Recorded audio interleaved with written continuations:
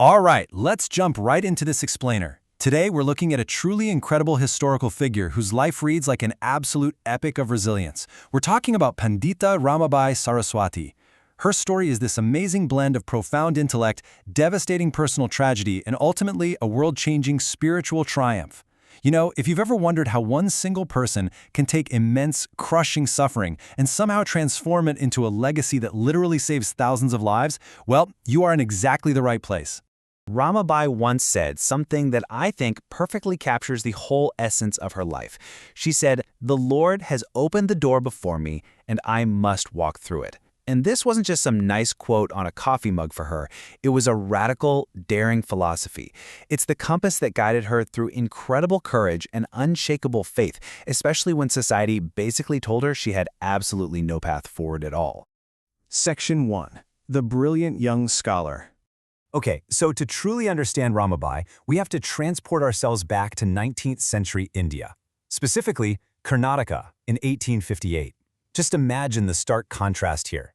In a society where the script for a woman's life was strictly written before she was even born, the norms were, well, really restrictive. We're talking highly limited education, strict domestic roles, and severe social confinement. But Ramabai's reality? Totally different. She was born into a scholarly Brahmin family, and her father, Anant Shastri Dangre, held this incredibly uncommon progressive belief that women should be educated. He personally taught her Sanskrit, Hindu scriptures, literature, philosophy, the whole shebang. So instead of being confined, Ramabai actually became a traveling scholar, touring India with her parents and jumping into high-level religious debates. Because of her extraordinary abilities, and we're talking flawless memorization of ancient texts here, she was awarded the incredibly rare and prestigious title of Pandita. Now, this simply translates to female scholar, but in the context of her era, it meant she was recognized as an absolute intellectual heavyweight. It made her one of India's best-known female minds. And she didn't stop there. She was also awarded the title Saraswati. This was a profound honor, named after the Hindu goddess associated with learning and wisdom. So, at a remarkably young age, Ramabai had hit the absolute pinnacle of academic greatness. She had the world's respect, a brilliant mind, a super bright future. But as we often see in the most powerful historical narratives, her life was about to take a sudden and devastating turn. Section 2. The Crucible, Heartbreak and Hardship. This next period is really the darkest chapter of her journey. The sequence of heartbreaking events was just rapid and overwhelming. In the 1870s, a severe famine swept through India, and Ramabai tragically lost both of her parents. Left to navigate the world totally without them, she eventually married Bipin Bihari Madhavi. Now, he was a Bengali lawyer, and crucially, he was from a completely different social background.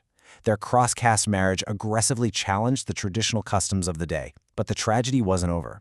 Just a short time later, her husband suddenly passed away.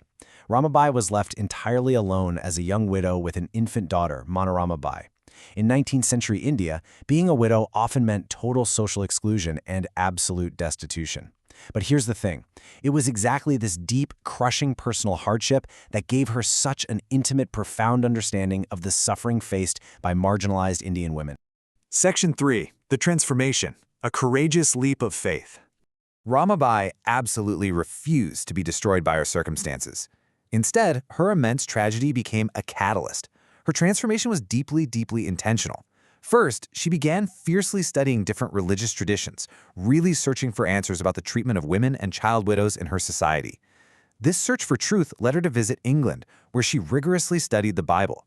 Ultimately, she made the decision to embrace the Christian faith. Now, make no mistake, this was an incredibly controversial move that brought heavy criticism from many people around her, but she possessed this rare intellectual and spiritual bravery. She was fiercely convinced that she had finally found the hope and truth she'd been searching for. The profound shift in her life becomes crystal clear in her own words. She said, "The Bible is the book that has given me hope and strength." This was the ultimate turning point. Her spiritual transformation wasn't just some private comfort. It was the exact fuel she needed to turn her focus outward.